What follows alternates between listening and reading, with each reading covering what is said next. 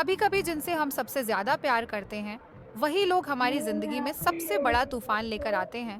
कभी मोहब्बत वफा बन जाती है तो कभी मोहब्बत बदला।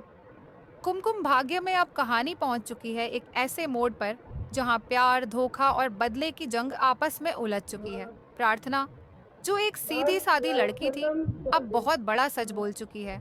सबको लगता था कि वो रौनक से प्यार करती है, लेकिन अब खुद प्रार्थना ने कह दिया है, रौनक मेरे अच्छे दोस्त थे, पर मैंने उनसे कभी प्यार नहीं किया। ये सुनकर रौनक अंदर तक टूट गया। उसे तो यकीन ही नहीं हुआ कि जिससे वह अपनी पूरी जिंदगी जोड़ बैठा था, वो तो उसे कभी प्यार ही नहीं करती थी। लेकिन कहानी में बस इतना ही नहीं है। अब शिवांश सामने आता है।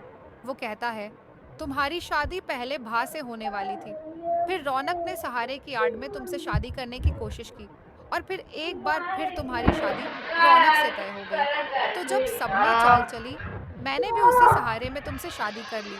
इसमें गलत क्या किया मैंने? लेकिन प्रार्थना ये सब सुनकर गुस्से से कांप उठती है।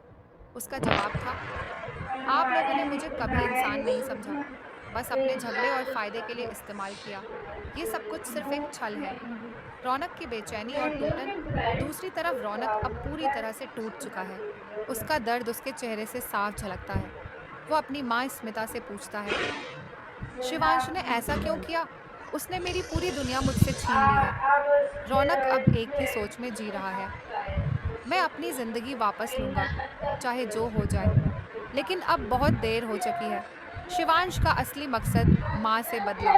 अब कहानी में आता है वो बड़ा मोड़ जो सबको चौंका देता है। शिवांश का असली टारगेट प्रार्थना नहीं, बल्कि उसकी माँ स्मिता है। हाँ, शिवांश अब अपनी माँ से बदला लेना चाहता है। उसे लगता है कि उसकी माँ ने हमेशा उसके साथ अन्याय किया, उसे तन्हा छोड़ दिया। अब वो उसी माँ को दर्द देना चाहता है, वही दर्द जो उसने बरसों झेला है। प्रार्थना की उलझन और बदलते जज्बात, इन सब के बीच में फंसी है प्रार्थना। उसका दिल और दिमाग दोनों उलझ चुके हैं। एक तरफ रौनक है, जिसने उससे कभी सच्चा प्यार किया, लेकिन प्रार्थना ने उसे कभी उस नज़र से देखा ही नहीं। दूसरी तरफ शिवांश है, जिससे वो नाराज थी, लेकिन अब धीरे धीरे वो उसकी बातों में एक अपनापन महसूस करने लगी है। क्या ये मोहब्बत है या बस हालातों की मजबूरी? नया रिश्ता, नई शुरुआत। अब कहानी एक नया मोड़ ले रही है। शिवांश और प्रार्थना के बीच अब दूरी नहीं, नजदीकी बढ़ने लगी है। प्रार्थना अब महसूस कर रही है कि शिवांश ने उसे जितना तकलीफ दी, शायद उससे ज्यादा उसे समझा भी। वहीं रौनक, जो कभी उसका सब कुछ था, अब एक अजनबी जैसा महसूस होने लगा है। रौनक की जिद बनाम प्रार्थना की सच्चाई। रौनक अब भी हार मानने को तैयार नहीं है। वो प्रार्थना को किसी भी कीमत पर वापस पाना चाहता है, लेकिन सच्चा प्यार जब एक तरफा हो जाए तो वो सिर्फ जिद रह जाती है।